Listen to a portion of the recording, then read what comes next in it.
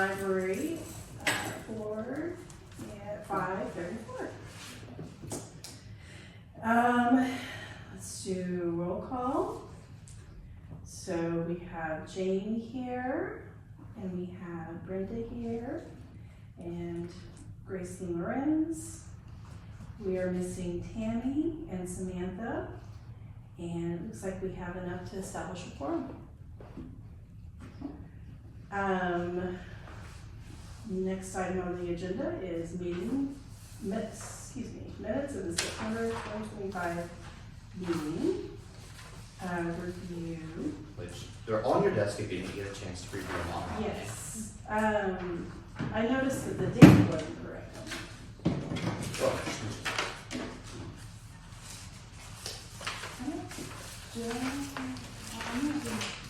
I'm missing it, but I'm not. oh, it should be right underneath your agenda. I know, sorry, I got a ton of. I'm missing it. If you're missing it, then I neglected to put one over. Let me fix that for you. Here you go. Yeah, I have all the policies. Yeah, I did not have that page. Thank you very much. I looked all over and I think it looked okay besides the date. Okay. So, yeah, and I can get the date changed before you post tomorrow morning. It's no problem. Perfect. What should the date be? September 24th, I think. September, not November? Correct. Okay. Yeah, because we met in September, we were supposed to meet in November, But then, yes, right, yes, okay. so Yeah. this is the special meeting.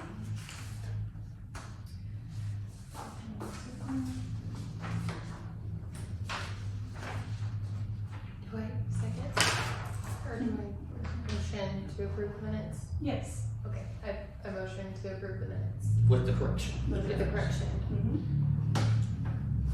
I second the motion. Okay. Well, hold on, make sure Jamie has.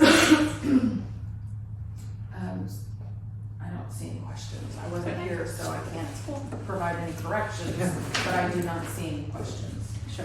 Excellent. And then I second. Okay. All right, then I'm gonna turn it over to, Vote. All those in favor? oh yes, all those in favor? Aye. Aye. I don't know this. Technically, I'm not on board. Yes. So, Any opposed? All right. So I do have a question. Yes. When we approve the minutes, we vote. I'm sorry, I'm trying to see what we voted for. Yes, Yes. you made a motion to approve the minutes. Mhm. She seconded a And motion, then we all. and then we voted on the motion. Okay. Yeah. I'm learning. I know. I'm still going through my Robert's rules. and Oh, rules. yeah. I conduct a couple of meetings a month and I still have to. Yeah. The holidays have gotten my brain on hold. So, all right, so next item on the agenda is our director's report, so I'll turn it over to you. All right, since we have a couple of big items on our agenda, I am not going to spend as much time going through the fine details of the report like I normally do. But I will give you all some updates and things like that. The staff, especially our two newer staff, are going through some of the Oklahoma Department library training to become certified librarians. If you didn't know, in addition to completing a education program to become a librarian, the state of Oklahoma will allow you to take trainings through them, and you can be certified by the state of Oklahoma. And that way we can say that we have all certified librarians on staff. If you've been in the library recently, you may notice that the space where the audiobooks are, half of that is being used as a display area by one of our younger volunteers. Comes and makes a display there once a month. So if you haven't checked that out, I encourage you do so. I think the theme right now is bears. She won't tell me what her theme is going to be next month. We have also hosted a lot of students from our Job Corps site. They've been shadowing the staff here, helping out at the reference, at the circulation desk. We've even had a couple of them participate in library programs. We've had a couple that have done the story time for us that have been really, really great. And speaking of volunteers, we actually have a team volunteer, y'all just missed her. We have one that's been coming in on Wednesday afternoons to kind of help with the shelving. She is a former member of the teen council who has decided to come back here and just do some shelving for us. And I think we're going to add another team here in the near future. Just a couple of city updates. If y'all missed it, we had our very first Guthrie Con here in the city. The library helped out with that. We did a Marvel Cinematic Universe marathon, which wasn't that well attended. We were running into rain for that. But we did have a lot of people participate in the bracelet making and the scavenger hunt. Not exactly sure why, but this town loves a scavenger hunt. I still have kids come by and ask about the scavenger hunt from the summer while we're still not doing it. We were also able to take some of the library teams to the Guthrie Con. They got some free membership. The team librarian took them there. They had a great time, and we are currently trying to see if we can replicate that for the, I believe it's the Renaissance Fair that'll be here in March. I meant to have the copy of it here, but over at the circulation desk is the city's budget report. I mostly rewrote the library's budget section of that report. So if you have some feedback, that would be great. I tried to make it a lot cleaner and easy to follow. I think it looks great, but I'm also kind of partial to it. I have a nice update from the Friends. One of the Friends board member has taken the initiative to research hotspots. They came across a program from a group that provides very, very low cost Wi-Fi hotspot devices for schools, libraries, and other nonprofit groups. We looked into it. The Friends had enough money to purchase some of these hotspots and donate them to the library. So we pretty much doubled the amount of hotspots that we carry. Not only that, these hotspots run on a different network than the ones we have been circulating. So if for whatever reason T-Mobile doesn't work where we are, we now have AT&T, or the reverse. If we had AT&T and it didn't work, now we got the T-Mobile ones that you can use. Just real quick programming highlights. We had a very busy programming schedule. Besides our regular ones, we had a tween video game night. We drug out that TV over there. We played retro games. There was a dance off, lots of fun stuff. Jacob also did his second escape room. He did one over the summer. We did 2 groups. It was close, but they both managed to solve the puzzle in time, despite not all of the kids actually being that helpful in solving the puzzle. But it was a good time. I've also have had a couple of kids asking when we're going to do something like that again. The answer is over the summer we have an escape room planned. I actually know an Egyptologist who has agreed to set up an Egyptology themed escape room with them. That is too cool. Yeah. She's going to get mad at me if she watches this and I'm going to say it wrong, but it's with hieroglyphs, not hieroglyphics, hieroglyphs and all that fun stuff. So that'll be fun. I will say that we did have a pirate party for Talk Like a Pirate Day. That did not go as well as we wanted it to, but we have tons of pirate stuff, themed stuff left over, so if we want to do something else pirate themed, it'd be really cheap for us to do. Or carry it over till Halloween. Well, we can carry it over to Halloween, yeah. Speaking of Halloween, the teens did a spooky gingerbread house. If you did not know what that entails, with our teens, it meant that they used red licorice for so much blood. So many murder scenes on those gingerbread houses. It was great. I actually thought it was kind of fun. They also hosted a video game tournament at Level Up Arcade. It was a joint event with the teens and the tweens. So like junior high, middle school students and the teenagers. And I confirmed that, a teenager just like stomped all over the little kids, but I was wrong. One of the tweens apparently had been training his entire life for that moment where he beat all of the teenagers in video games. And he's very happy with himself. The Star Hollows event went pretty well too. We've had a pretty solid group that's been showing up for those. We also, if y'all are familiar with the Oklahoma's first legal distillery, is here in Guthrie. We had one of the bartenders from the distillery show up in this room to do a mocktail class for folks. It was a lot of fun. What is it called? It was a mocktail class. No, but what is the first legal distillery? Oh, it's Wonderfolk over Okay, yes. across the street from the little shops. Yes. And They were Prairie Wolf at the time. they were, yes, for the long. They still serve Prairie Wolf stuff too.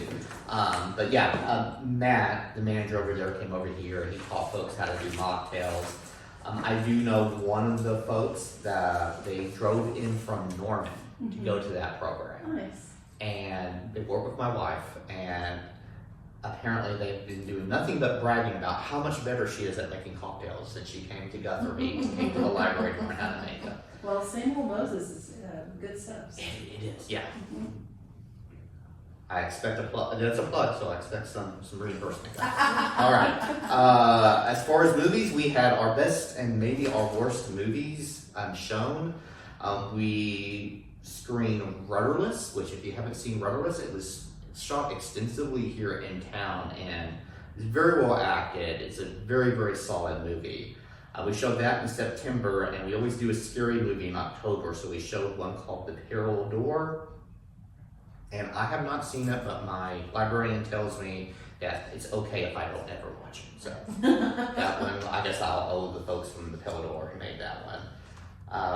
Trunk or Treat went fantastic, over 1,000 kids. We have pictures. Jacob did a good job signing folks up. It's always a fun time. I really love how Guthrie does Halloween, and that we pretty much shut down the town and let the kids have a ball for a couple hours, but it was a lot of fun. Our after school programs, the Lego Club and Art for Afternoon, they built a really steady following that have they show up almost every week and do a fantastic job. A lot of fun with those folks. So that concludes the programs. I have talked about this a couple of times, so I don't want to spend too much time with this, but I do want to point out this article that appeared in the Oklahoma State Capitol. I will briefly go through it just for the folks that are watching on video, but the main gist of it is that we had a candidate for the Oklahoma House of Representatives coming into the library. They saw one of our displays, which featured a few books on LGBT issues, and took offense to it. And according to the article, he is encouraging Christians to show courage in speaking out against displays of this type. I can tell y'all, if they're speaking out against this display, they're not coming to me. I have not heard anything about any of the material since I've been here. As we were learned when we do this policy review, we have policies on material selections and how we address those, and I have not had to pursue any of that. This particular display was actually a collaboration with North Care, and we featured a lot of topics on that display. As you can even see in this picture, there's one about helping your anxious child. We did stuff it had books on mental health, facing adversity, grief, all that sorts of stuff. But I did want to include this just so that you know how important that this group is that even though we are all really supportive of the library, they may not be coming to me, because like I said, I had heard nothing but great things about our library displays and the materials here. That sentiment could be out in the community, so it is really important for us to just be aware of that. and make sure that we are serving everyone in the community, and that even though we might not see it day to day, that there is a lot of diversity in the community, that we have to keep it in mind. All right. What were some of the other topics of the books you can't see? Oh, sure. Because I feel like this picture is No, that is, yeah. And that's, self-serving to the it is, article. I mean, there's like it does say there were approximately 30 books, but yes, there were 30 books. There were like 4 or 5 of them on LGBT topics that were mainly about how to do it safely, how to come, like the coming out process, how to parent a child that is going through this. Some of the other topics include things like suicide, death in the family, mental struggles, okay. That's what I things assumed. like that. Yes. Because the tough topics header on the top of the carousel there. Yeah. I think that, like I said, I feel like this picture was very self-serving. What is this Oklahoma State Capitol? Is it just a newsletter that goes to the Capitol? So. Or is it a widely circulated publication? So someone can correct me if I'm wrong, but to the best of my knowledge, this is the blog of a former state representative that lives here in Guthrie. As far as I can tell, Okay. they So are it's the just a only blog. contributor. It looks a lot more official than it is, but for the best of I can tell, it is this person's blog. Okay, well, I personally think that bringing awareness to the fact that the library has reference material Mhm. and helpful materials on tough topics like that is a good thing. Yeah. I know that we don't all necessarily agree with the subject matter that's there, but that doesn't mean that we're not the only people in the community. Absolutely. And so I feel like having this and bringing recognition that no matter what you're looking for, you can probably find it at our library. And And I think that this goes to show that that is our mission, our service to our community, and we're doing it. So I really appreciate that, because that is one of the main things that we are trying to do here in the library. And that's something that I will happily communicate or speak with anybody that wants to talk about it. The door to my office is open for a reason. If I am doing anything where I do not want to speak to anybody in the public, I'll close it. I have no problem doing that. But I absolutely love talking about the library, talking about our mission, and if anybody has constructive feedback on how we can do our job better, I would absolutely am welcome to it. I think information out to the public is part of our job Mhm. here is the being mission a of a library. library. Yes. It's not to determine what the public needs to see. It's just to show the public that if you need to know it, it's out there. Yeah, it's Absolutely. here. I agree with you 100%, Jamie. Thank you for bringing those topics up. Very much appreciate it. Thank you, Jamie. Have you had anyone come in since you posted this? Funny enough, I found this out a little bit later because someone in City Hall mentioned the fact that a politician had mentioned that they were successful in removing books from the library. And my first thought was, well, this is news to me because I don't remember removing books from the library. Since I've been here, no one has asked me to remove a book. No one has really complained about a book. I have gotten feedback where people will look at a book and it's like, oh, this is not for my kid, which is great. I love that they are that involved with their child and know what is a good fit for that child. But yeah, and that is not something I can say for every library I've worked at. I have worked at libraries all over, and having the talk about why this book is in the collection and why it's here or whether or not it should even be here is a conversation I've had a lot of times. I almost have a script in my head to go through, but I have not had to do that here. It turns out that the book that was removed were the books that you see in that display, because if you haven't noticed, we do these displays monthly, and they posted it at the beginning of the next month when we took the display down and put up the banned book display, which, Oh, September 29th, October 2nd. yeah, yeah. Oh, I missed that. That's okay. That's no problem. We were very confused. It's like, I have no idea what they're talking about. Right. Anybody's been removing books, they've been doing it without my knowledge. I need to find out. But someone found a Facebook post about, yay, we were able to get these books. And we noticed a date and it was like, oh, wait a minute. That's the time that we change out the display. So that's how that came apart.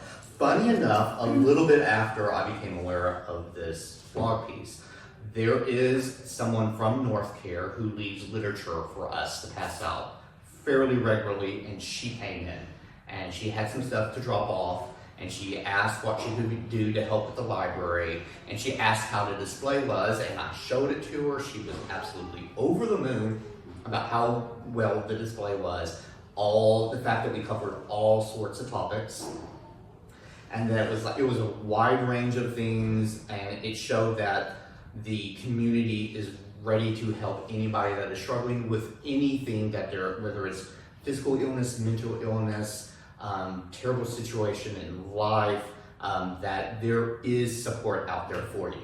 And the fact that they could come into the library and see that made her extremely happy. So, like I said, I had nothing but positive stuff. Now, that doesn't mean that there's only been positive stuff out there about the displays. Sure. But that has been my experience with them. If there's whatever negative comments or feedback or feelings towards the displays have not come to my desk or come to my attention. Doesn't mean they're not out there, but it is something we need to be aware of, and something that I want to vote. One of the things I want us to keep in the back of our head when we're going through the policy review, when we're going through like the collection development policy and things like that. Well, I just know that, I can speak for myself, that you have my full support. Oh, well, thank you. And I know that this board is overviewing all the policies and making sure that we are doing the right thing for the community. I think that you guys are doing an outstanding job, and that was a great display to have, along with books and other things. So, And this advisory board has consistently, through the years, supported diversity and inclusion in both our teen council and the books that are selected. Yeah. So even before your tenure started, absolutely. it had been a topic of discussion in passing, and we have always been in full agreement that we must be a place of inclusion in our community. Well, not only that, but everyone that I speak to in Guthrie says that our library is so wonderful. Well, that's really great to hear. And that is so inclusive of all. Yeah. I will say, I think the most negative interaction I've had with the patron here, which honestly was not very negative, but it was not, we need to get these books out, is why don't we have more books on this area? And I was able to go through the policy with them and open up a dialogue. If anybody knows that we have deficits in our collection or in our services or just the way we do things, I am extremely open-minded and want, within reason, to be able to meet the needs of all of those in Logan County. That Within is the funds you were given. Huh? Within the funds. That's why I said reasonable. I can't do everything that I want, but I do want everyone to know that no matter what your belief system, no matter where you are in life, the library wants to support you, and we want the library to be a place where you can feel comfortable walking through, comfortable coming here with your family, or even just asking us questions. That's the whole reason we're here. That's why I make big bucks, is to do that sort of thing. I got the greatest job in the world. I am paid to be helpful to other people, which I don't tell my boss about. I usually do that for free. I am very blessed that I can actually do that. Right? Okay. All right, just a couple statistical things as I'm going through. I wanted to highlight some unique things about the collection, especially in relation to other libraries in our area. So these are libraries with the similar expenditures that the Guthrie Library has. On the third chart in the packet, it shows the downloadable video collection. So out of these, I believe it's 7 to 9 libraries, only 3 offer. It's this one. Yeah, it should be the third one, unless I completely messed up. Oh, you know why? Because mine are single spaced, y'all's are double spaced. So it may be on the back of one of those. No. That's quite alright. Almost. Quite alright. And then like I said, I laid out so much information in front of your desk. It is too large graphs. And the reason why is there's only 3 libraries that offer downloadable content videos. We do it through Canopy. We have the largest collection with over 33,000 titles available. The Diamond Library has a little over 30,000, and Woodard has 46. Okay. So that's why we've got these 2 big lines and everyone else. Okay. Good deal. This chart, all it really is showing you is that checkouts really do seem to track with the number of visits that we get. I thought the card type one was interesting just because it's showing fairly consistent and kind of trending to more children's cards than adult cards. I thought it was kind of interesting because most families, there's only 1 or 2 adult cards, but there could be 5 or 6 children's cards.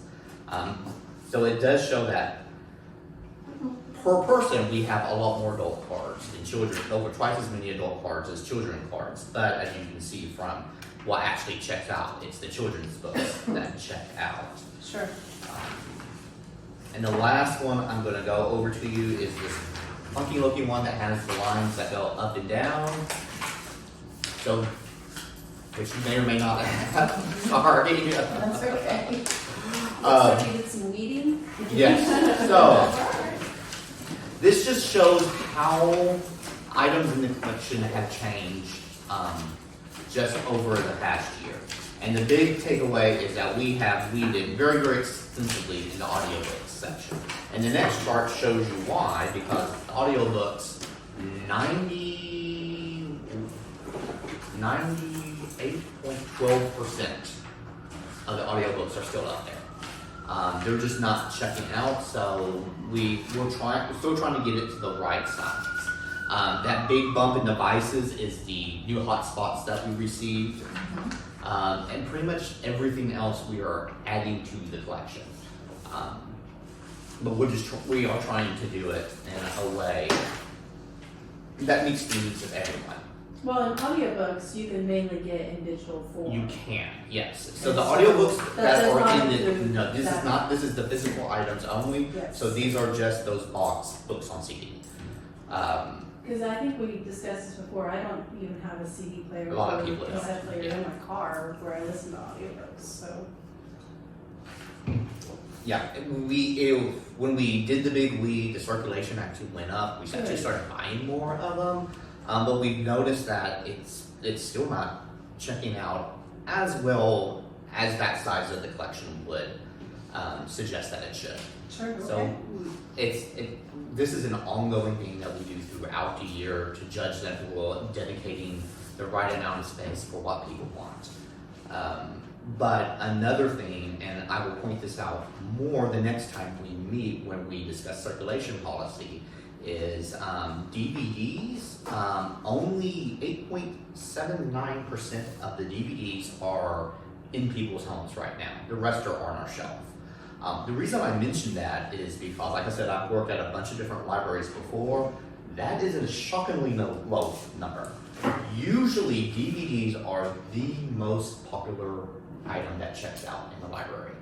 For us, it's like the 3rd or 4th most popular item. And it's usually not even. It's usually DVDs and then, adult books or comic books or something like that. Is it the shorter turnaround one? I think so. So we do have 2 ways that we restrict DVD checkouts, and that is that each card is allowed to have 10 items on it, but we limit that to 3 DVDs. Right. And also the DVDs check out only for a week, while everything else checks out for 2 weeks. So next time we meet, we may be discussing whether or not we want to change that. Sure. Just because the DVD circulation stats do not, or we could just live in an area where people don't like to rent DVDs. That is also a possibility. But that does stick out to me as a professional. And Canopy as well does have videos. It does. Canopy is movies and TV shows. So yeah, people can also get their movies through there. And we really, especially this year, we've really invested in Canopy. I think it has shown off because we are seeing an increase in circulation through that platform. I actually ran through the numbers because we did submit the budget. We needed to decide whether or not we wanted to continue. The reason why we have so many videos through Canopy is we decided to go ahead and buy the rights to the entire catalog instead of just like the different packages. Just from feedback from folks who wanted to check out a movie, they noticed that it was on Canopy, but when they tried to check it out, they got the message that it wasn't available at our library. So we just bought, and it's cheaper when you buy the whole thing. You get the bulk price for it. But we evaluated on whether or not we were getting our money's worth through buying the entire catalog. It seems to be working out in our favor. Again, when it comes to budget season, we'll reevaluate that on whether or not that, like, it could be once we let people check out a bunch of DVDs, if we decide to go that direction, maybe people stop using Canopy and we might need to scale back our investment in it. But that's something that we always I'm glad you're keeping an eye on that. Now, Oh, absolutely. I will ask, so on Canopy, when you Yes. get a movie, sometimes you have a limit of 2 or 3 per month. So the Is way that the case? Canopy works through tickets, you get 15 tickets a month. Okay. And some items, I use Canopy pretty often. The more higher demand stuff is 4 tickets, and the schlocky, terrible movies that I like to watch are usually 2 tickets a piece. And they Canopy refresh. Kids is It's free. right. Yeah, it does not run on the Canopy. It does not run on the ticket system. Yes. Um, I was trying to remember if that was still the case. So. yeah, Hoopla is the one where you get a certain number of checkouts per month. Yes. And if anybody is curious, Hoopla is outrageously expensive. I do not see us being able to use Hoopla in any point in the near future. All right. Good to know. All All right. right. Any questions about the report? I think that was pretty thorough. I don't have any questions. What about you, Jamie? No, Thank you. All right, cool. Now we get to do the fun stuff. Yeah, let's move on to our policy review. Awesome. Okay.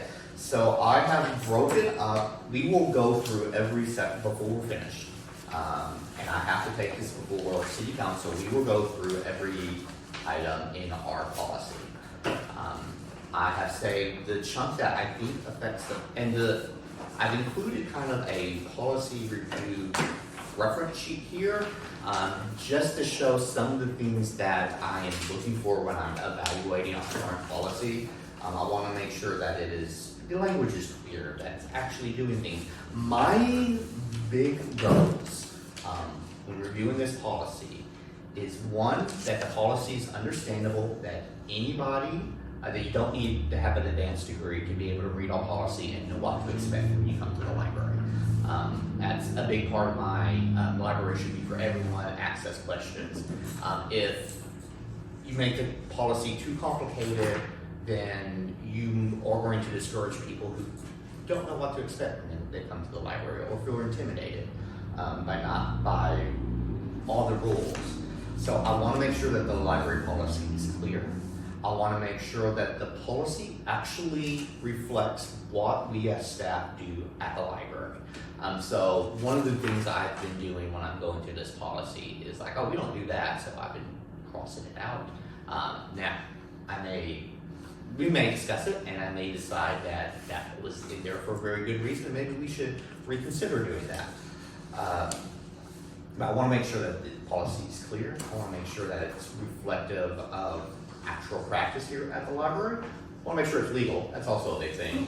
And also want to make sure that it is serving the needs of the community. That includes being, the welcoming place and being accessible to everybody. So the sections that I would like for us to go review today is the patron behavior policy, the computer policy. What is number 10? Oh yes, the notice and exhibit space, and 11 is the powers of the library board. Next time we meet, we'll probably go over circulation. I just want to let you know that we will not be writing the policy in these meetings. I'm using these meetings to use you as representatives of the community to make sure that the library policy is meeting all the goals that I want to set out, and that it is meeting the needs of the community as y'all see it. It's just kind of my normal process for doing anything at the library. I like to run things past the public, which is y'all.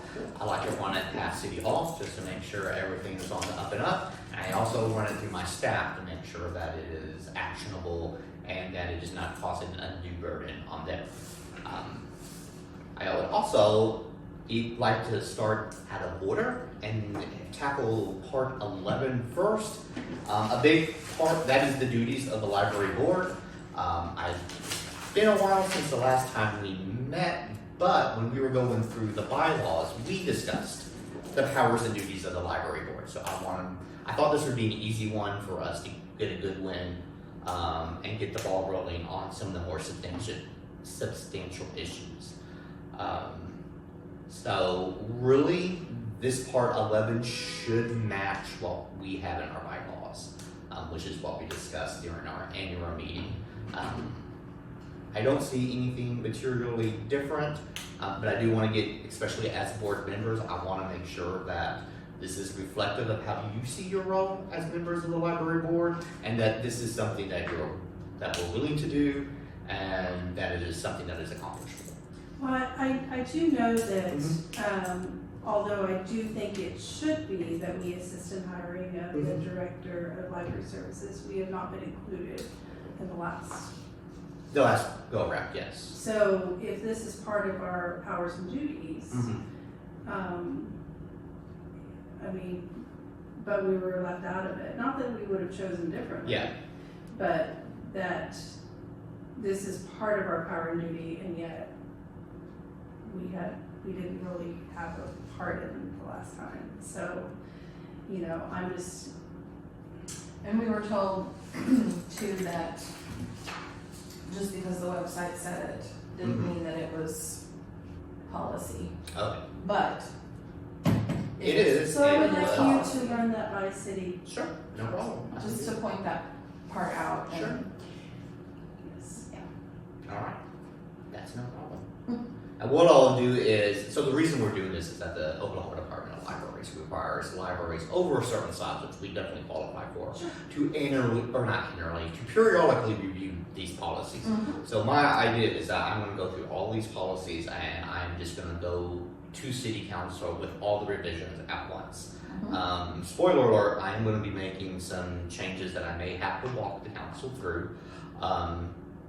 But especially things that you want to highlight when I do make that presentation to the council, I will be more than happy to do so. So I will make a note that part 11, section D, I do want to reiterate to the council. Yes. That That the council is forbid that we have to hire someone else. Yes. Yeah. Hopefully not. But just in case that the library board, in our bylaws, it says that we are to be involved. Well, more In the policy, the library policy. Right. So this is library policy, which since we're part of the city, is technically city policy. So we want to re-emphasize that by adopting the policy when we bring this before the board, that they are agreeing that y'all should have a say. Yes. So it's mainly a highlight, but. That's how I'm taking it. Is this when I go up there, I'll be sure to highlight that this is one of the duties of the library board. So I do want to point out to them that this is stuff that they've agreed to do. So this is something that I will make sure to highlight for them when I present. And I think acting in advisory capacity to the director of library services and all policy matters. I think we've all agreed that we're great about that. promote the services of the library in the community. And I know that I can do better in that, but I know that you guys do a great job in self-promoting as well, Facebook and other things. So yeah, I don't see anything else, anything that's changed. I just But you know just want me to that make sure that that I, highlight of D. Do you guys agree? okay. Yes.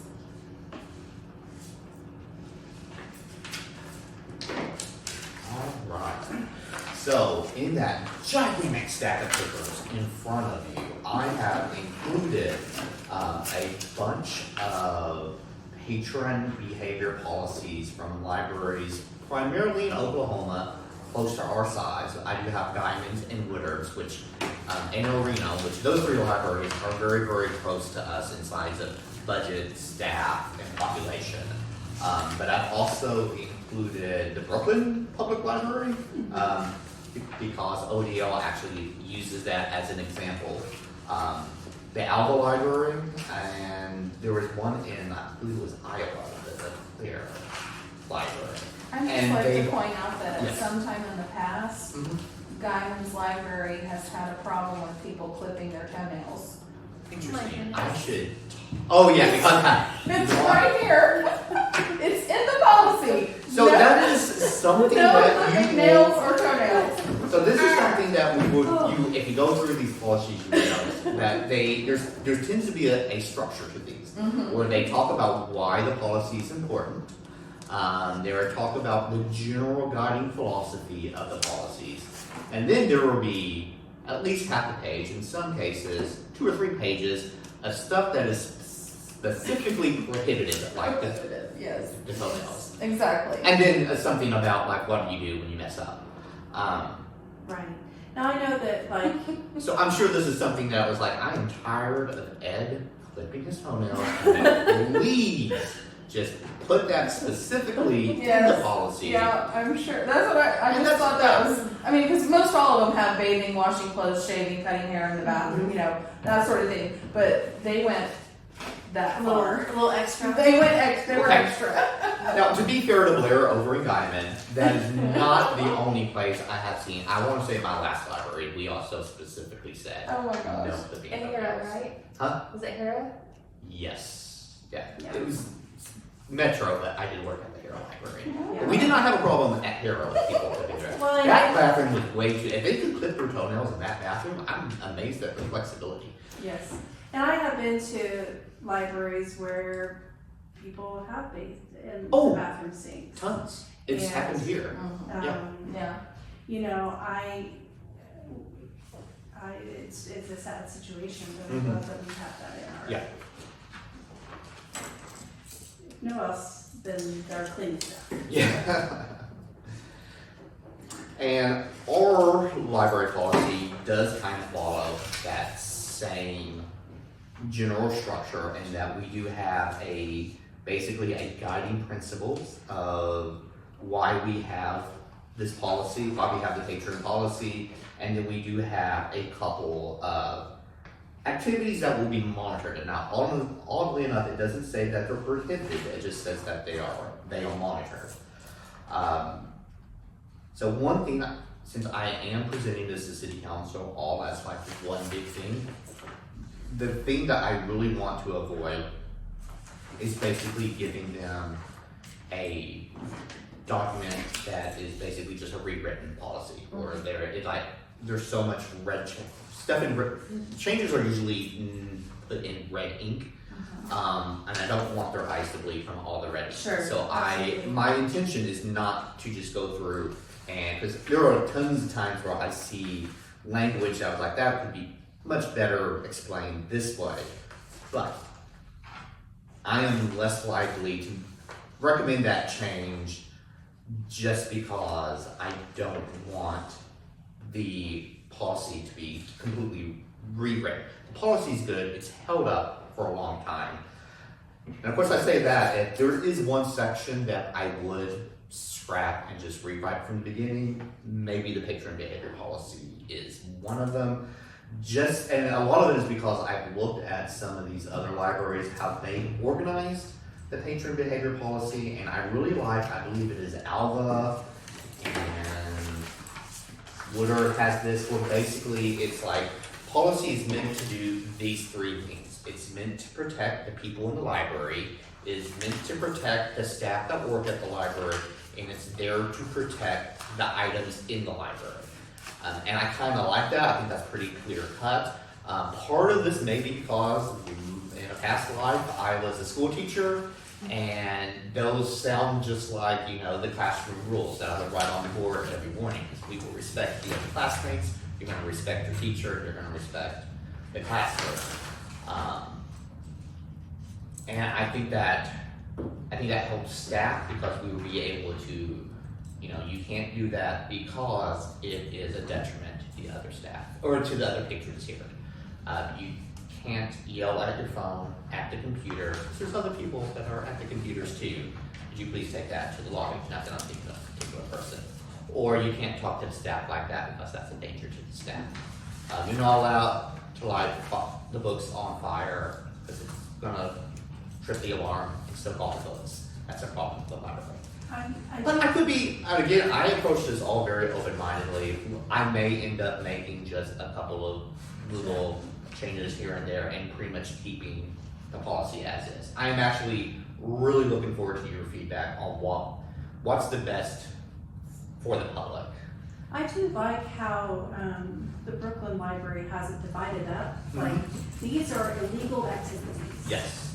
These are harmful, disruptive, or destructive behaviors.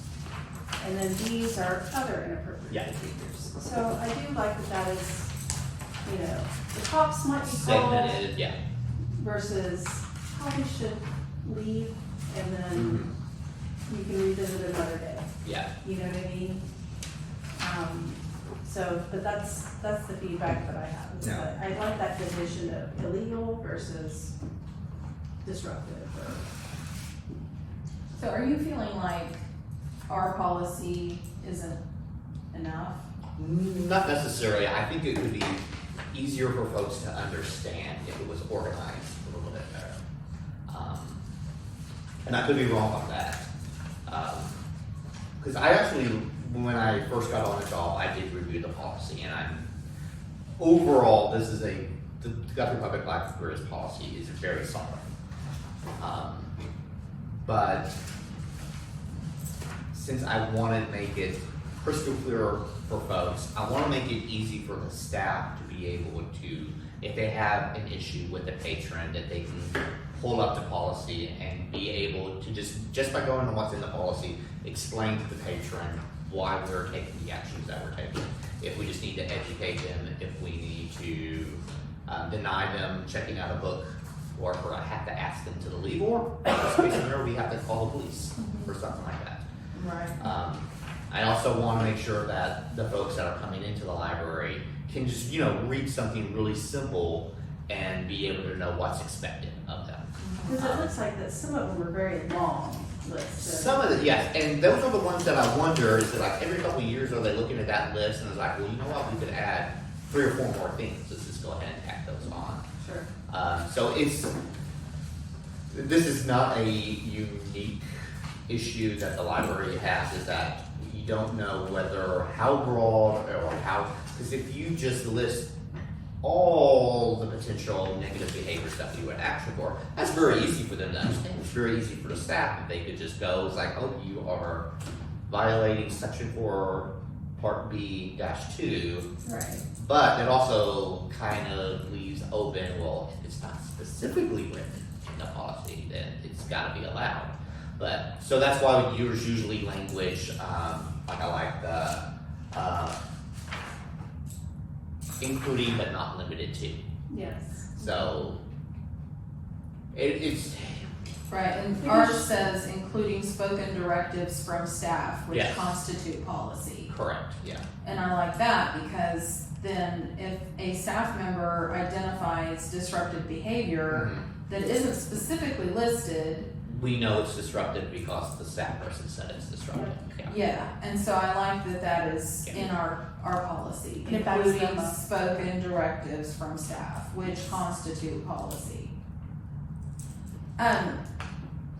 a question that I Mhm. thought that would be worth asking is, has there been any consistent behavior that has been a problem that isn't addressed, that your That staff hasn't has been a- noticed? No. This list of prohibited behavior is actually more inclusive than the things that we tend to ask people about. There's a handful of issues that regularly come up, being too loud, and that's every library I've ever worked in, probably every library since they started libraries way back Sure. then. Do you allow people to be, like, speak like a normal voice versus they shh all the time? They are Because not allowed to be disruptive, so you Okay. can talk normal voice all day long. You can communicate, you can be on your cell phone as long as you're respectful to the other people. We do have a couple of folks that are not able to talk on the phone in a way that is not disruptive. Sure. Loudspeaker phones, stuff like that. That is not allowed, but it is not a quiet, and I sometimes do have to explain to people that the library is not necessarily a quiet place, it's a public place. There is, I mean, the libraries of my youth where it was always shh. yeah, Yeah. I do not have enough staff to be able to. No, I mean, you don't wanna have to police people Yeah. too. But I do agree that speaking in a normal voice should be absolutely fine. Yes, yeah. Yeah, the hallmark we use is whether or not it is being disruptive. Mhm. So you can actually and this is an issue we've had recently, you can be even quiet, but if you are communicating in a manner that is preventing other people from using the library, so yeah, we have had incidences where one patron will basically latch on to another patron, and bother them to the point where they can't do what they came to the library to do, whether that was to get on the computer, to study, or to check out a book, even though that person was being relatively quiet, they were being disruptive to that library patron, and we Yes. have had to have educational moments with that patron just to let them know that they do need to be respectful, and we will let you know when we cross the line. My policy, or like my personal approach to discipline, is to begin with education, then outline consequences, and then follow up on those consequences. Now, that is actually something we could put in the policy. There's a couple libraries that do have that in there.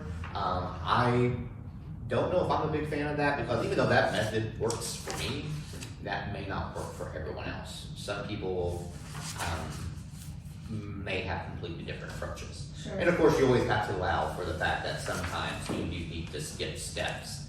You can't always, if it's serious enough, you can skip the education and the consequences. Sometimes you do have to go straight to the, Expel. I'm sorry, you have to leave for today. And I do see you do have in here that any patron who violates the library's rules may be expelled from the premises for 24 hours. Yeah, which I will probably change that just because I don't want to tie us down to 24 hours. Sure. But is the big list of prohibited conduct, is that useful to folks? I think a lot of it is, kind of redundant in that the fact that, I think the bigger the list, Mm-hmm. the more someone is apt to say, well, it's not on the list. Yeah. I think the smaller the list that's widely encompassing Mhm. various behaviors, and then saying that spoken directives from our staff constitute policy, I think that's the way to go. Yes. Honestly, because like I said, if you have a list of 47 things and the one thing that I'm doing is not on that list, Mm-hmm. I'm gonna say, well, I can do it because you didn't include it on this big, long 47 item list. So obviously I can do it. I think I can is, clip my fingernails, but not my toenails. Right. right, That argument I've heard exactly, before, just exactly. so you know. And the reason I asked the question I did before, if there was any one thing that y'all had kind of noticed Yeah. that has to be addressed over and over. Mhm. I noticed that almost all of these have some kind of additional electronic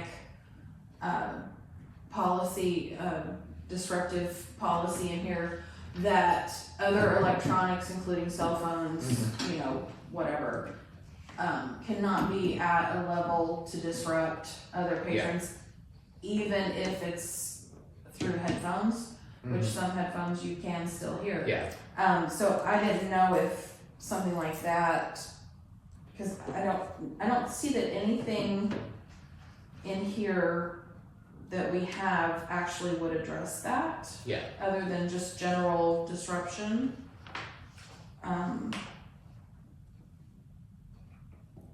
So I don't.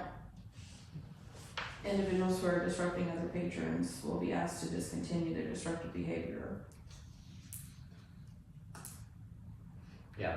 What I'm leaning towards Which is is adding something like, That's kind of a weird place for that. yeah. That's not, I mean, we have a list of activities and things that aren't allowed, and then right in the middle of it, individuals who are disrupting will be asked to discontinue and leave, or leave. Yes. That to me is more like the ending sentence. Right, not Ending one of the sentence, not an enumerated. item on the Yeah. list, but. That is something I had in my notes. Oh, did you? Okay. But anyway, I noticed all the rest of the things that are on there, I feel like fit under one of our other items, but perhaps the additional electronic noise may be something that you want to think about adding to it. But if you haven't had any occurrences of that, then maybe it's not really an issue anymore. I don't know. Yeah, something I specifically asked is we did, I think, make sure. We had something specific about skateboards. I was like, I haven't seen a skateboard since I worked here. And then someone was like, oh yeah, no, that used to be a big problem. Well, and Kids riding their skateboard. Yeah. And you know, Recreational wheels, yeah. everything comes around. It does, yeah. And that's another thing Everything is comes you back don't want around. to limit yourself. My grandsons are asking for skateboards, Oh my, and I'm like, yeah. what? Mm-hmm. So everything comes back around. So I think leaving it in there is, and then the shoes that have the wheels.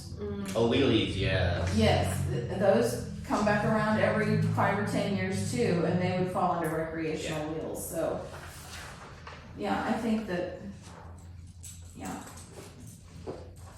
And I noticed that some even define service animal Yes. to exclude emotional support Correct. animals. Which that was one of the things I wanted to ask you about is whether or not we wanted to include emotional support animals or keep it as service animals. Are they certified or are they just? Oh, so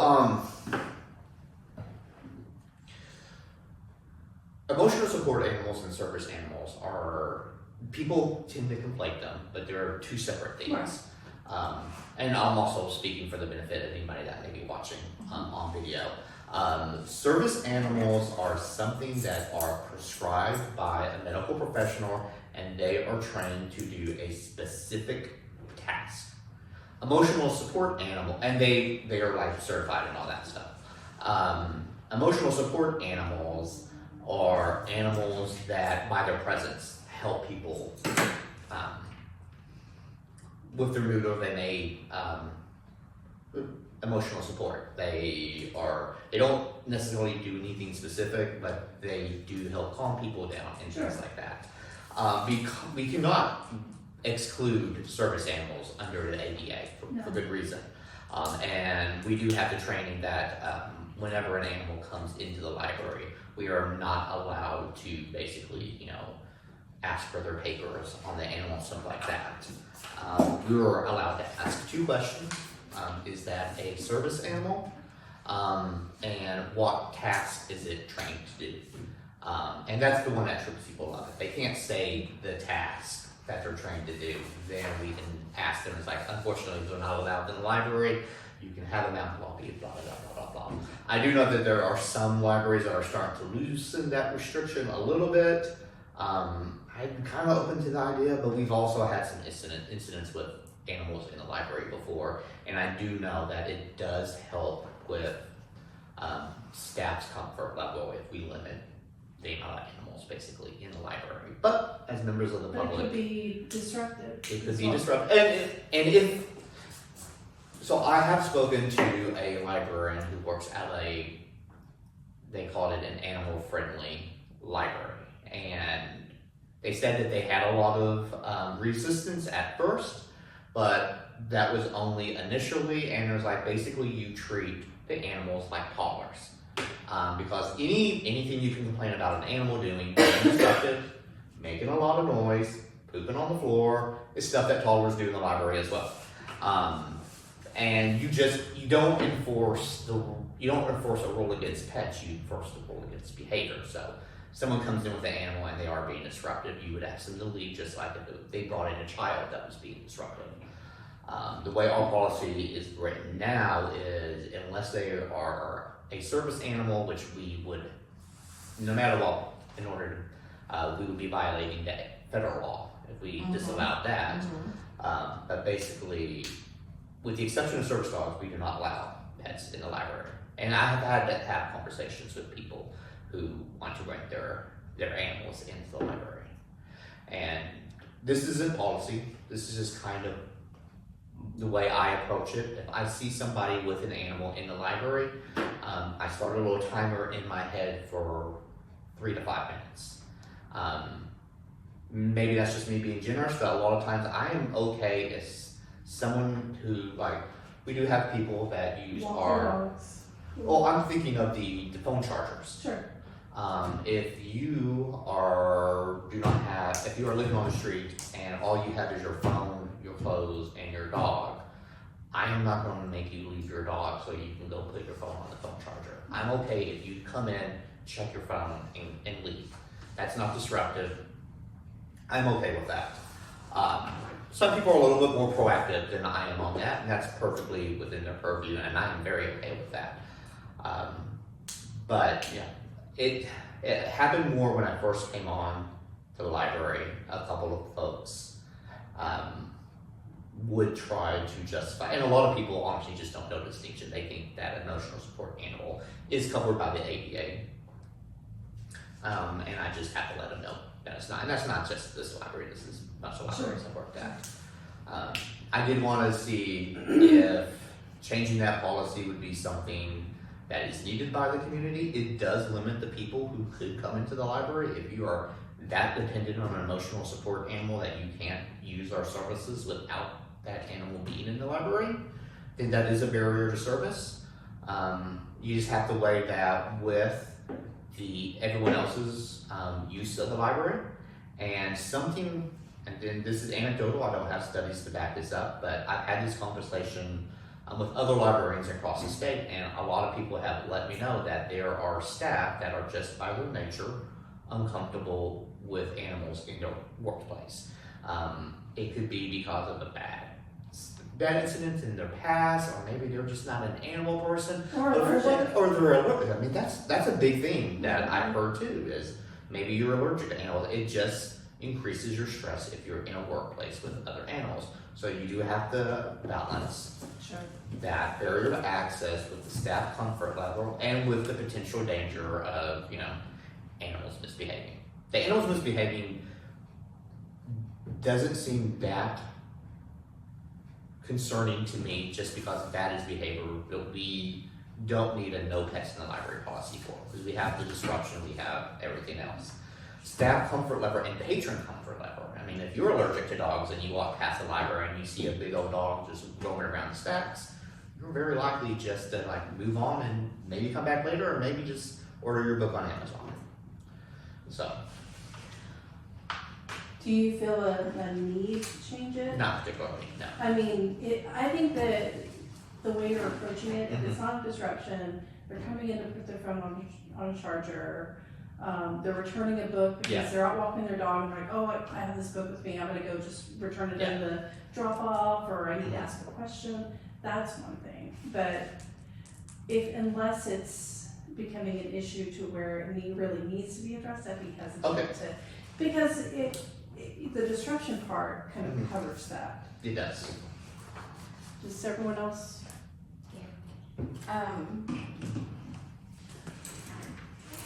I don't think it needs to be changed. I think that,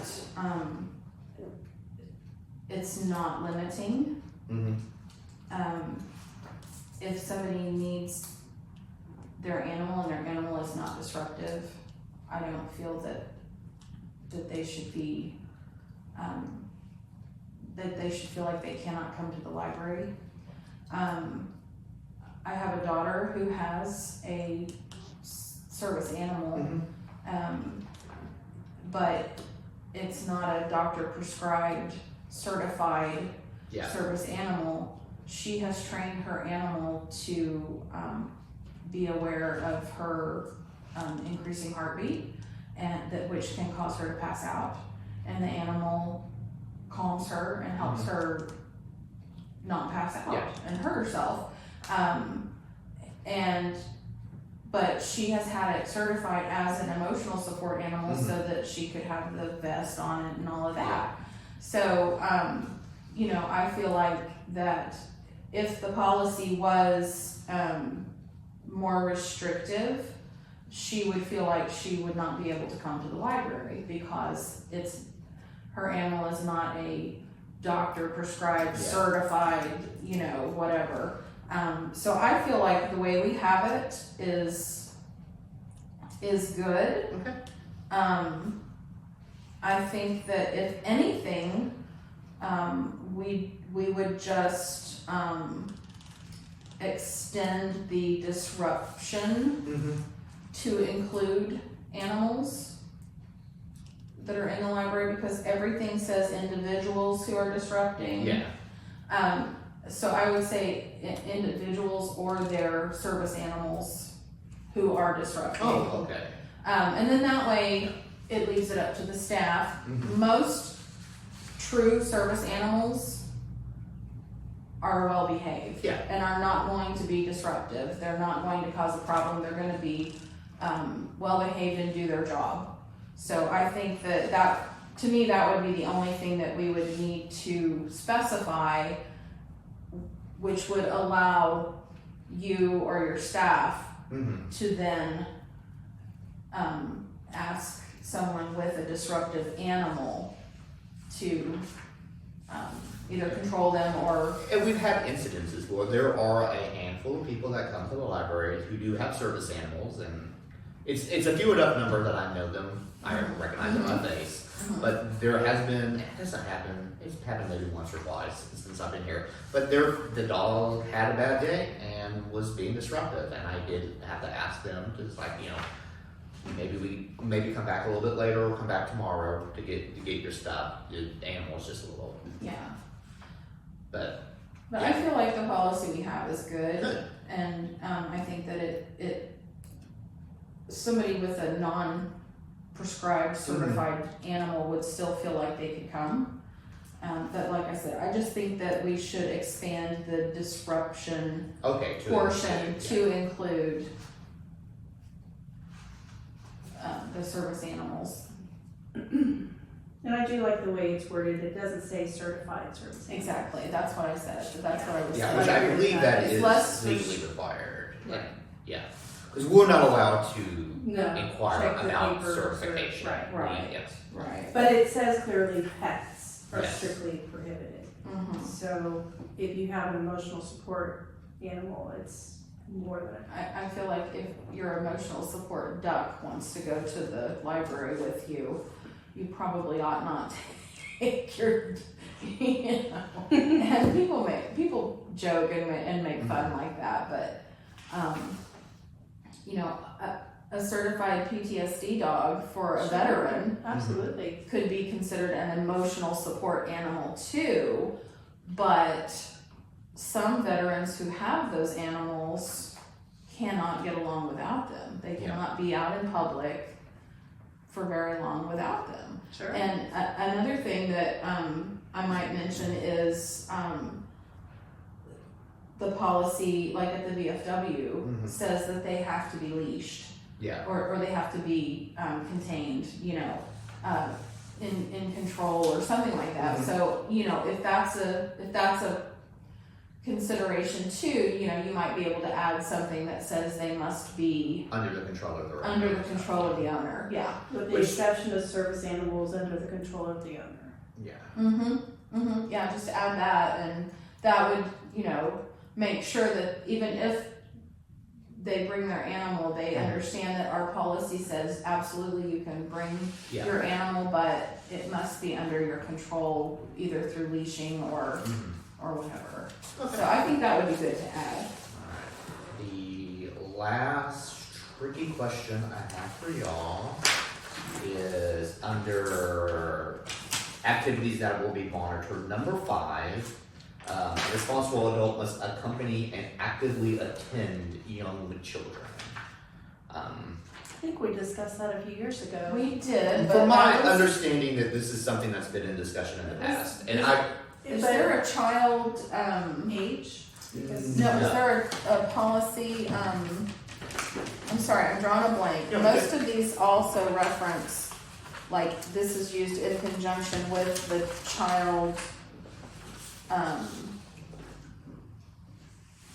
safety policy or that, you child. may be thinking about the computer policy. There is the Internet Child Safety Act that pretty much defines. Because we only have a portion of our policy here. Do you have the whole policy? You know what? I think that I do. It's right here. Because I'm Because I thought we changed it to Thinking. children under the age of 10 or 13, I can't remember. well, okay, so, all right.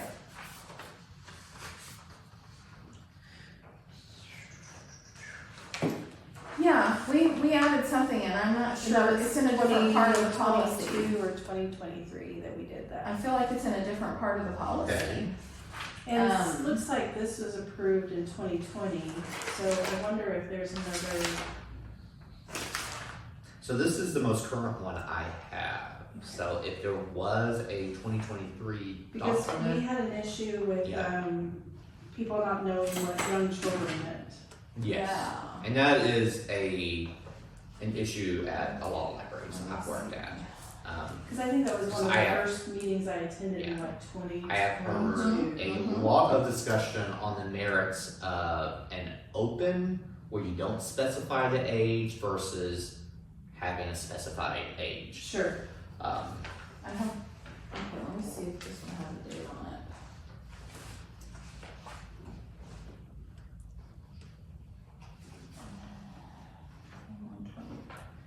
Approved by city council, last date 12/1/2020, that's the one you have? 12/1/2020, that's what I have. Okay, I'm not sure if that's my And I believe this was pulled from the website.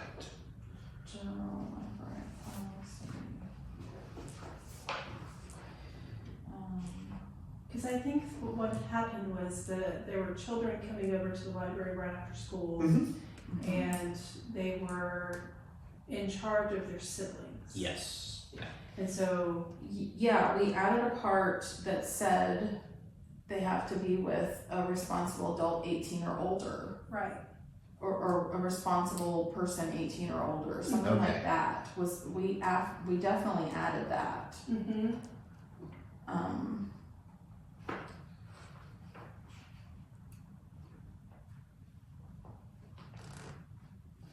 that was before I was. I came on the board in 2022, Mhm. and I remember that was one of the first things that we kind of looked at when we did policy review.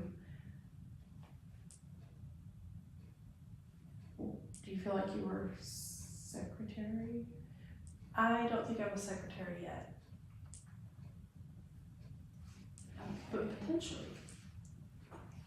Library policy review. Age restriction. Okay, this is the minutes from, if you wanna make a note, Sure. April 21st, 2022. And it says, an An age restriction is proposed because many times kids are dropped off at the library by their parents with the expectation that older siblings will watch younger ones which rarely happens.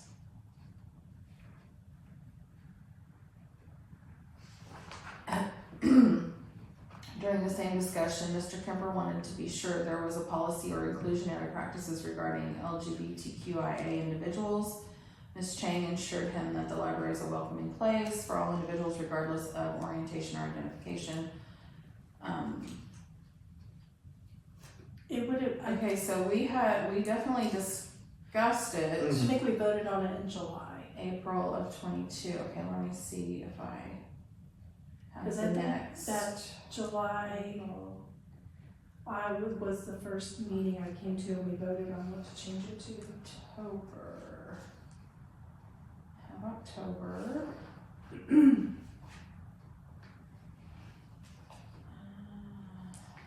Let's see. And you do need to update your, Oh, rules of conduct and policy it revisions. has, Yeah, you need to your email address. Yeah, okay, so this, minutes of the October 20th, 2022 meeting, which was your first minutes, says,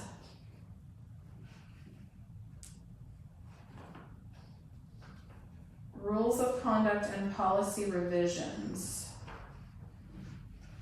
E-cigs and vaping, changes were made and verified. Adult supervision requirements, changes were made and verified. okay. So was that the change to a responsible adult and actively attend? It It does doesn't, not okay. say, Okay, it does not say, but this was dated 2022. okay, so this has been after this one was approved, okay. Yeah, I can look more in my notes too, because I'm pretty sure I have. yeah, but that gives you a time frame to look Yeah. at. It would be like right at the beginning. I just don't remember if I she don't gave have- us the, thing after that to, or took it to city council. I'm not sure if I ever got a copy. It was probably on paper. And I don't. Well, anyway, what I Okay. remember, what I But remember was. I do think that this is not the Most most current. current. Okay, But if I find the most current, I will please send do, it on yeah. to you. And double check to make sure that it was approved by city council. Right. You came on in 23, right? I believe so, yes. Because we were meeting every 3 months, I believe. We were. Mm-hmm. Okay. But I believe what it said was a adult, a responsible adult must accompany and actively attend young children, and we specified the young children needs, like, I think it was like either 10 or 12 and younger, because there was some question on what young children Yeah, in the library at all. Well, and I think it used to say must be attended. Right, yeah, which that's what it currently says. It just must be attended. right. Young children must be attended, and so parents were dropping them off with an older sibling as being attended. Right, Right. Yeah, but I do think that, I don't know. But it was Okay. discussed in 22, so, I would assume that the policy would have a revision date of 22 if we changed something. mm-hmm. Right. Again, like I said, I don't see that I have it in my electronic files. Okay, I will look through the library's hard drive to see if there's a copy. It's very well, it could have been a proposal that never made it to city council, so. Sure. Never made it to city council, so it was never formally adopted, but. Do you see that there is an issue with it? Yeah, please. When I first came here, we did have issues with, it was mostly kids from the junior high. Mm-hmm. They were coming over here and being disruptive, but we've just been policing the behavior. And the kids that couldn't behave themselves stopped coming here. The ones that come in here now tend to be all right. I have worked at a lot of libraries where we've had unattended minors in the library, and this one does not seem to have the issues that some of those have. That doesn't mean it hasn't been an issue in the past or could potentially be an issue in the future. It would be nice if we had something that said that, to the effect that parents are responsible for the behavior of minors in the building. That way, if there is somebody, because what I would usually do is if we did have someone that was a minor that was misbehaving in the library, is I would go through my thing, educate them first. Hey, you can't be running around like this. If I had to talk to them again, usually it was, could you go get your adult? I need to talk to them real quick. And if they mentioned something that's like, oh, they're at work, then they got to hang out with me until they showed up. And then I would let them know that in the future, please make sure that they are attended in the library. Are you able, if they do have a library card, to look up their adult's phone number? Yes. Mm-hmm. Okay, If they have a library card. right, okay. Were you looking at changing the age on it, or do you think it's open to, because, that goes along with the idea of not specifying something specific. So But, I do like being able, if the child is acting up, to be able because you could to be. tell the parent that they need to be with their child. Sure, So I have worked at libraries with much more aggressive unintended minor policies, and the issues I've had with those policies is that honestly staff do not have the means to be able to actively monitor that right, adversarially. Like we do not pay attention to every kid that comes in to make sure that there's an adult that comes in with them. Usually this is something that is addressed after the fact if we have had an issue with behavior with the child. sure, And thus far, it has not been an issue. So what I want to do is be able to have a framework where we can prevent something like that from happening.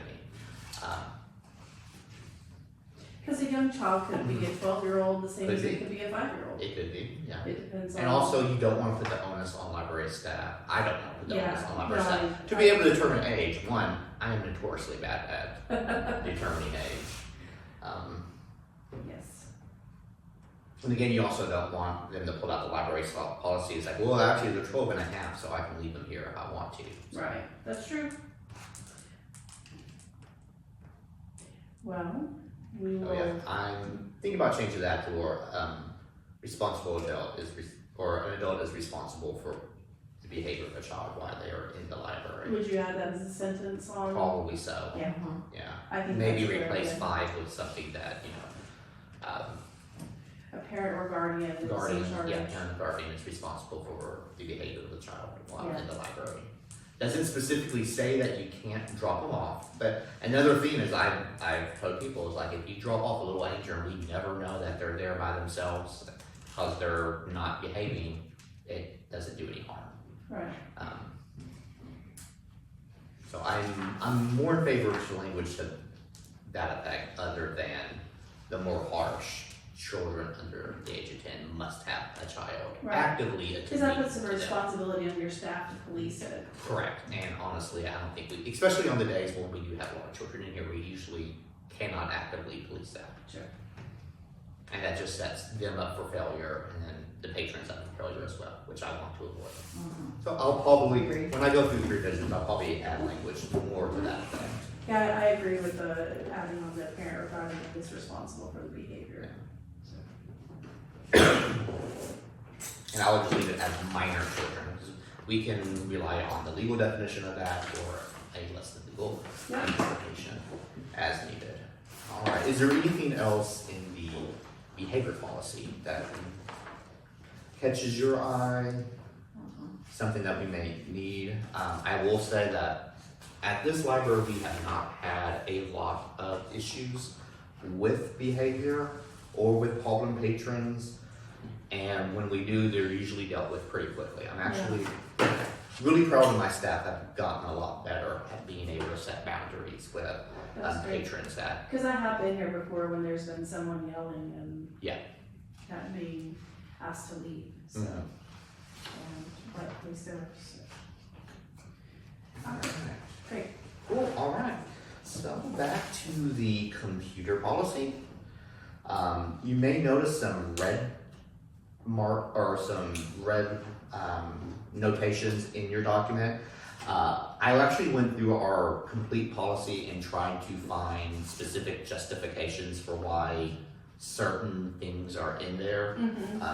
Like on the behavior ones, one of the things I highlighted really quick was apparently you're not allowed to smoke in the gazebo.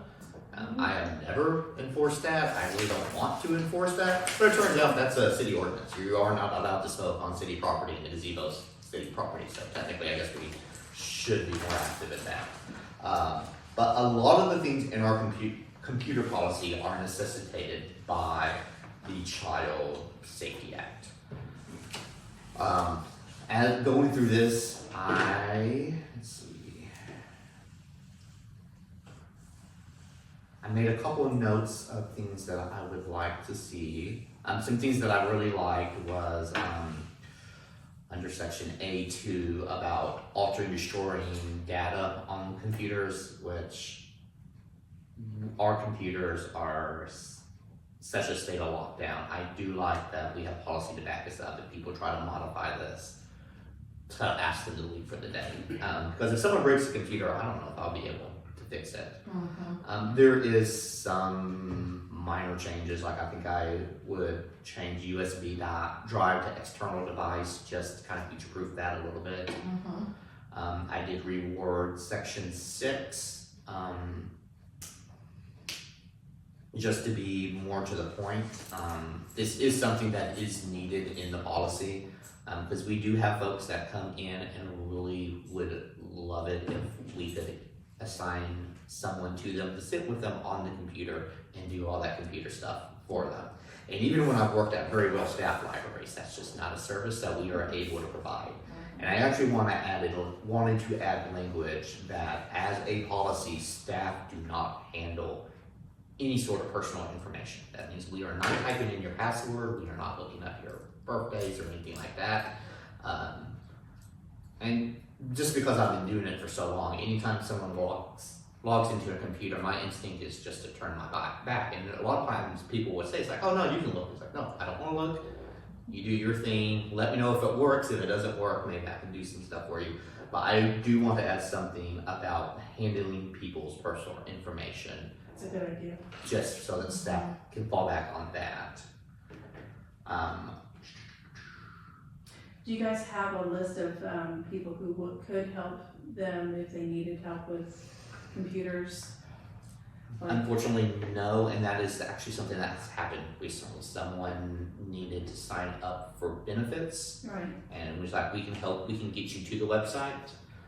If you have problems with the technical aspects of interacting with the website, we can do that as we have time. Sure. But we don't have the ability to be able to sit with you and walk you through the process. Like this is. Because the metro libraries, some libraries have someone specifically in the evenings that can help with computer stuff. Is that right? That was a policy very, very long ago when I first started working there. And technically they were not allowed to do that sort of thing. No.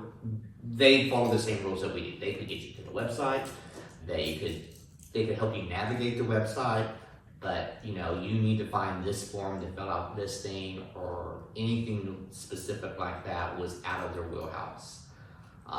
It was a lot of, if you need help with this, you should probably call someone at DHS or someone with this organization. We did have someone that needed to sign up for benefits, and I did not have a really good place to send them. Just because a lot of those places do not have the resources to be able to provide that more than we do. Right. Not a very satisfactory answer to that question. Well, and it's just sad because a lot of those places have gone to going electronic. Yes. And so if you have someone that's not able to do it, I know that's hard. So. I'm gonna need to go. Oh, absolutely. The only question I have, I just kind of briefly. Sure, what do you got? On the internet resource, access to internet resources.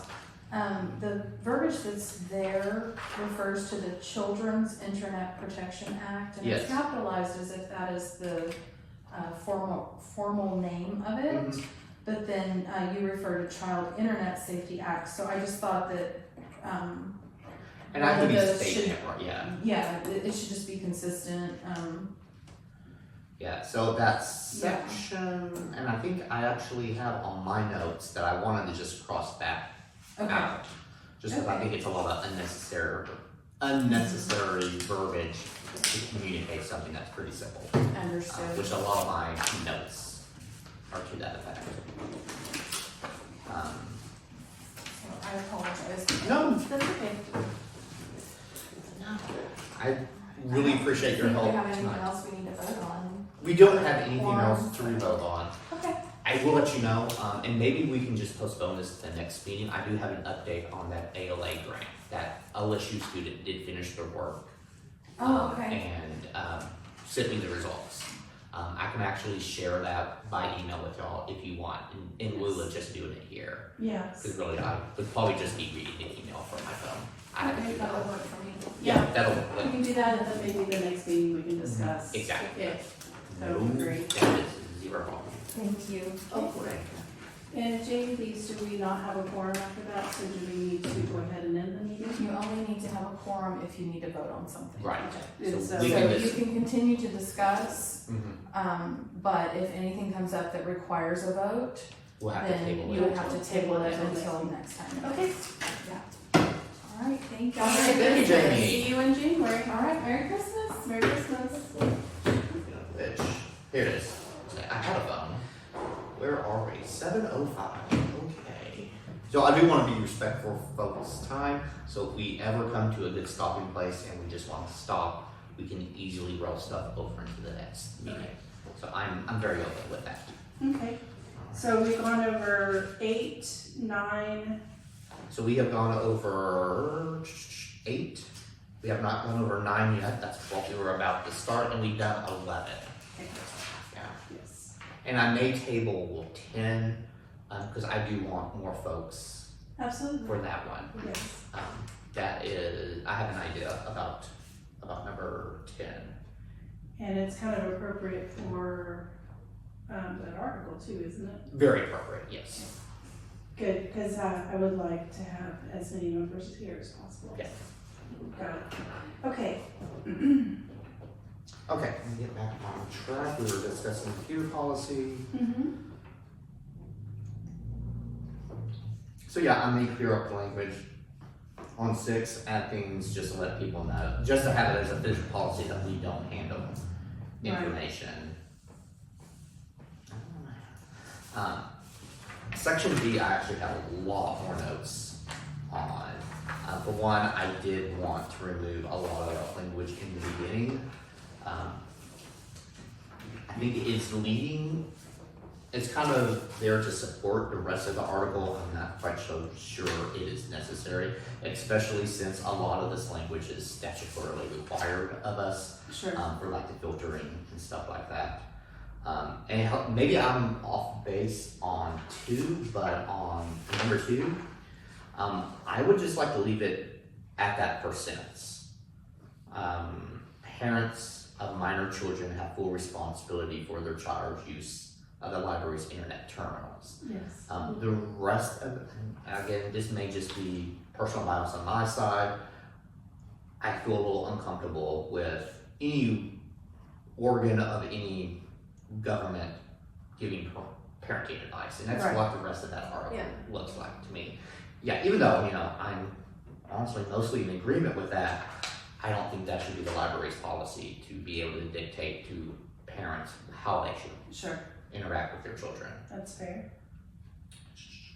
There was one thing in here that was, yes, sorry, under section 2, number 3, I wanted to remove that all users are invited to check in with library personnel, just because that's something that we don't require. We've not required since I've been here, and honestly, that probably just makes more work for us if we're busy trying to do other Yeah. stuff. Someone trying to flag us down to let us know we're here. I know someone did that, and I was like, cool. thank you, I guess. Do you have a guest pass, a computer guest pass? We do have a computer guest pass. If they are, so in order to get onto the computers, you need a username and a password. Sure. If you have a library card, that's your library card number and your last name, unless you set it to something else. Do you have a sign-up list? We don't have a sign-up list. So What you we, haven't really needed we it? don't need one. Okay. And that was something I wanted to remove. Apparently, we did have a list at one point, and we did require photo ID. Now we just ask that we hold on to something that you would need while you use the computer. So keys. A lot of times people will hand us keys. If the kids come in, when I say kids, they're like 19, 20 years old. Right. A lot of times if they don't have a driver's license, they will hand us like their cell phone or something like that. I think that's worked well for us, and I would like that reflected on policy. I guess one question I do have for y'all is right now we have a 30-minute time limit for the desktop computers, and if no one wants the computer after 30 minutes, it just lets them keep going on. I am at half a mind to increase that to an hour just because it is very rare that we have that much demand for our computers that we need to limit the sessions to 30 minutes. Okay. Do you think that changing it would be beneficial though? I mean, say that you have a run, you have like 6 or 7 people that want to use the computer at the same time, and you have one person waiting. Would an hour be a long time for someone to wait, or 30 minutes? So, and just going off of, because one of the first libraries I worked at, it was in a community where there was not a lot of internet access, and we were people's internet in that community. And the computers were always full. Sure. At all times, almost. And in those cases, if someone came in and there was not a computer available, we would just say, it's like, sorry, they're all full, could you come back in about an hour? Okay, so an hour is pretty standard. It's never been an issue before. And honestly, we have actually been removing public computers from the library just because they're not being used, and we're using that space for other things. Yeah. But again, I don't know. And then maybe one of those things where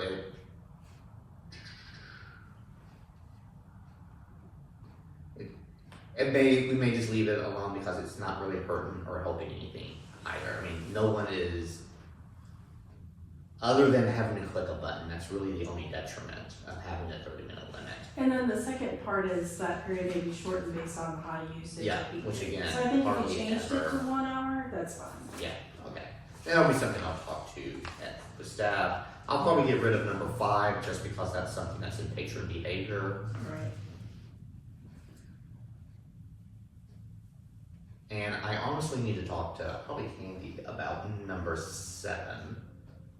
I'm not sure. That reads to me like something that was a past practice that we really don't use anymore. Most of the time, if people come in for training purposes, they bring their own laptop. Mm-hmm. Actually, I may want to get Jamie's opinion on this. I did want to talk to you about that very, very, very last sentence in here. All restrictions may be appealed to the library board for review and consideration.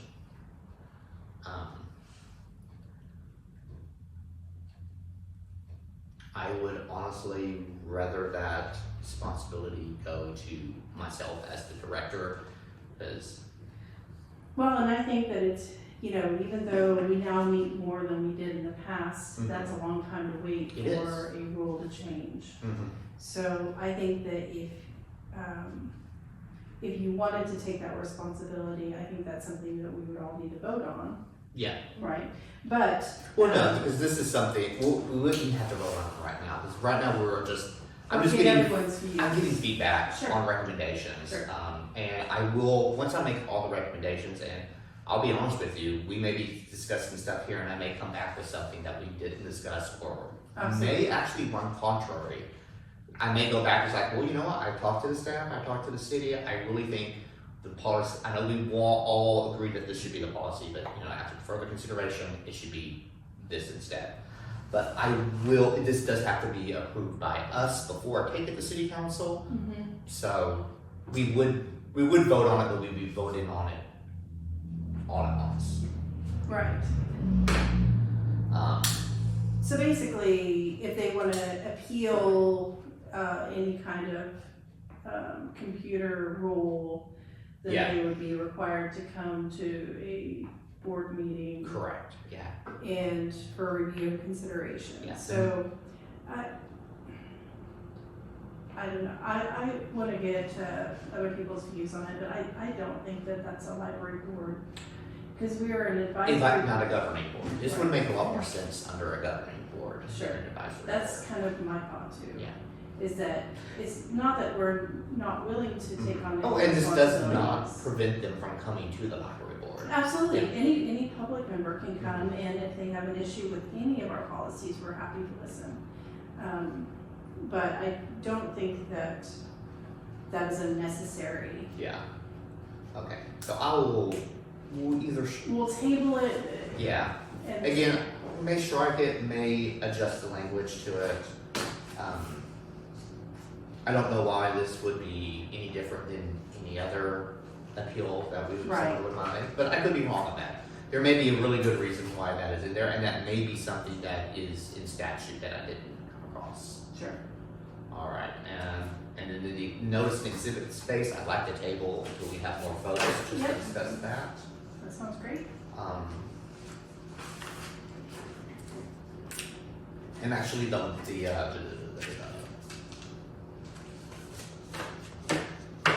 the updates, I think we can table too, if you're okay with that.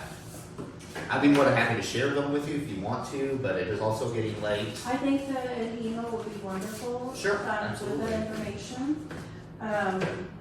And does that also include public input as well? Or is that a separate issue? That's not a separate issue. That would It's be the included, policy review, number B, or whatever. yeah. Oh, I'm actually not ready for that part yet, anyway. Perfect. So we'll table the updates until our meeting next month. And then in the meantime, if you would like to send us any of the grant updates, That's that way sure, we no can problem. come prepared to discuss Mhm. what the information told us. All right. Well, the next thing would be, any public comments? We don't have a public here, so, and let's adjourn as of 7:16.